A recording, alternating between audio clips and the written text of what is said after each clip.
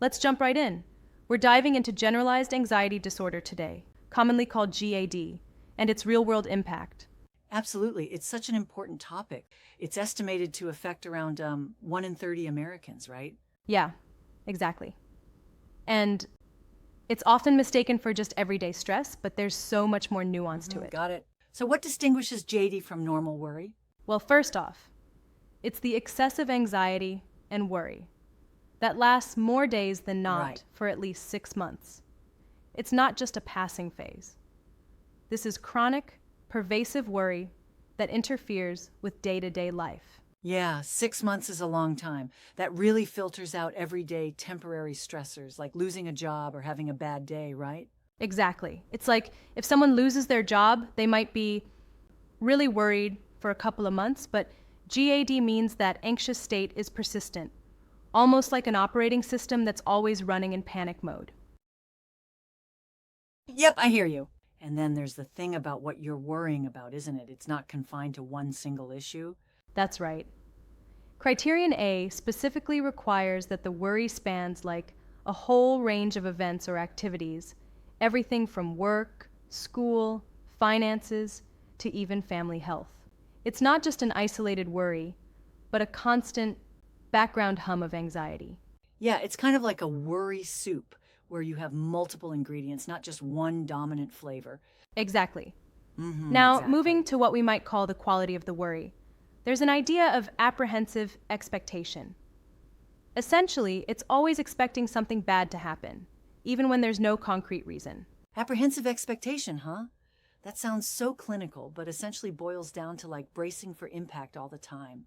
Precisely. And then, when you think about criterion B, it's all about the physical and cognitive symptoms that come along with this constant worry. Right? Like being on edge or having that mental static, correct? Yeah, exactly. So, criterion C outlines symptoms such as restlessness, feeling keyed up, fatigue, difficulty concentrating, irritability, muscle tension, and sleep disturbances. It's like if you're running an anxiety engine all day, your body is going to feel it, you know? Makes sense. Can you give an analogy? I mean, sometimes people think if you're restless, you have more energy, but with GAD, it drains you instead, right? Yeah, it's like imagine your brain is a computer. Instead of running one or two programs, it's constantly running multiple heavy apps. It's like your RAM is overloaded with worry. You get jumpy, fatigued, and even thinking becomes a challenge.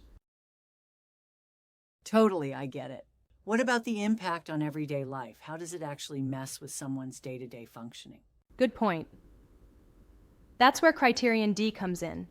It's all about whether the anxiety and worry cause clinically significant distress or actual impairment. This means the worry isn't just an internal drama.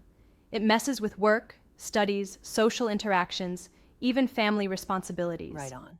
So if someone's anxiety is severe enough to make them miss work or avoid social events, that would be a red flag? Exactly. The worry has to cross a threshold where it substantially impairs functioning. It's the difference between a normal fleeting concern and something that tangibly disrupts life. Okay, earlier you mentioned that the worry is often out of proportion to the actual risk. How does that play out? Right. That's a huge point. For instance, someone might worry about a presentation for a day or two, but with GAD, the anxiety might kick in 6 months in advance, amplifying the risk to catastrophic levels, like fearing you'll get fired and lose everything if you're just a few minutes late. That sounds about right. I can see how that disproportion becomes a key identifier. But hey, could there be any overlap with other anxiety types? Like, how do we know it's not just another disorder? Good question.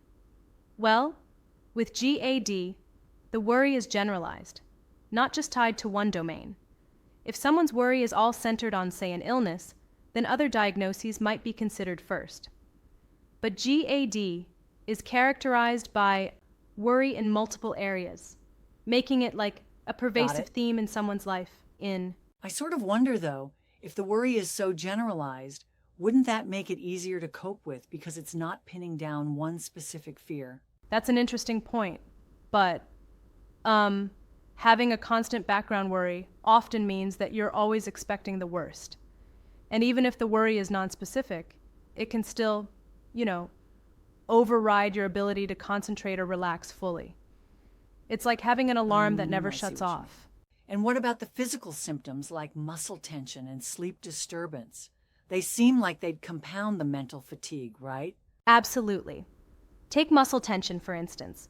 It's not just about a stiff neck or shoulders, but a pervasive physical tightness.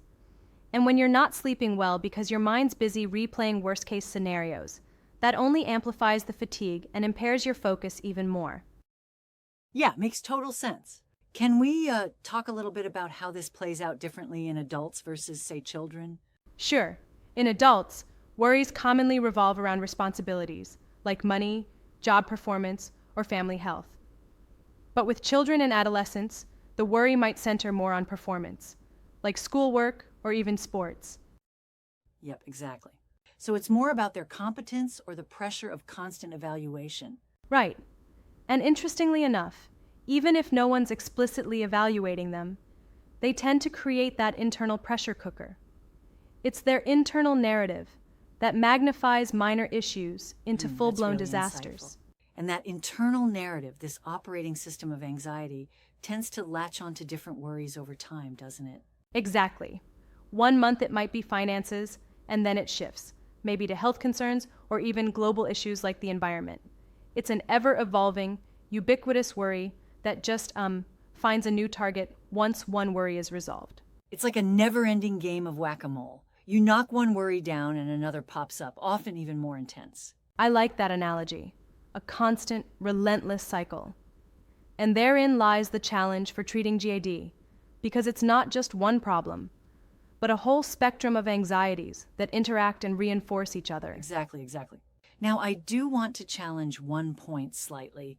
Isn't it possible that by labeling these worries as part of GAD, we might inadvertently pathologize normal human concern? That's a fair critique. I mean, everybody worries sometimes, but the key here is the intensity, duration, and interference with daily life.